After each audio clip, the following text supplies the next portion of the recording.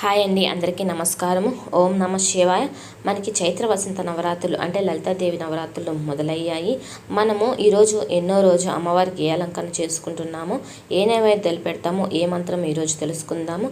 మనకి 2026 సంవత్సరంలో చైత్ర వసంత నవరాత్రులు ఎప్పటి నుండి ప్రారంభమయ్యాయి అంటే స్వస్తి చంద్రమాన శ్రీ పరాభావ నామ సంవత్సరం, ఉత్తరాయణం, వసంత ఋతువు, చైత్రమాసం, శుక్లపక్షం, మార్చి 19 గురువారం 2026 శుద్ధ పాడ్యమి తిథి నుంచి ప్రారంభమై మార్చి 27 శుక్రవారం 2026 శుద్ధ నవమి తిథితో చైత్ర వసంత నవరాత్రులు ముగుస్తాయి. మనకైతే ఈరోజు 4వ రోజు. ఈరోజు ఏ అమ్మవారు ఏ అలంకరణ చేసుకోవాలో ఇప్పుడు తెలుసుకుందాము.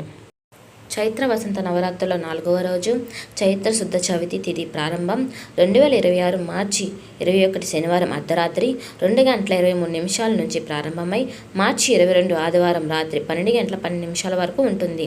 కానీ మనము చైత్ర వసంత నవరాత్రి 4వ రోజు ఆదివారం 22 పూజా సమయం మొదలు పెట్టుకోవాలి. ఈరోజు అమ్మవారికి నైవేద్యాలు చిల్లులేని అల్లపు గారెలు, మాల్ పువ్వులు నైవేద్యంగా సమర్పించాలి. ఈరోజు అమ్మవారు గ్రే రంగు చీర, సంపంగి పువ్వులు, ఎర్రటి పువ్వులు అంటే ఎర్ర మందారాలు కానీ ఎర్ర గులాబీలు కానీ అమ్మవారికి పూజ చేయాలి. ఈరోజు అలంకరణ 4వ రోజు కనుక ఈరోజు అమ్మవారు లలితాదేవి నవరాత్రుల్లో కూష్మాండ దేవి రూపంలో అలంకరించుకోవాలి. కూష్మాండ దేవి అలంకరణలో మనము అమ్మవారి మూలమంత్రాలు కానీ అమ్మవారి నామజపాలు కానీ అమ్మవారి అష్టోత్తరాలు కానీ మనము పఠించుకోవాలి. ఎందుకంటే ఎంతో శుభం కలుగుతుంది. ఈరోజు కూష్మాండ దేవి అలంకరణం మనం చేసుకొని అమ్మవారికి మూలమంత్రం అనేది జపించుకోవాలి. మూలమంత్రం అనేది ఓం దేవి కూష్మాండాయ నమః అనే మంత్రాన్ని 108 సార్లు జపించాలి.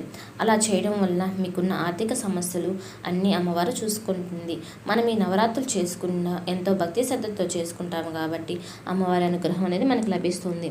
ఈ వీడియో మీ అందరికి నచ్చినట్లయితే ఒక చిన్న లైక్ చేయండి, షేర్ చేయండి, సబ్స్క్రైబ్ చేయండి, ఆల్ మీద ప్రెస్ చేయండి.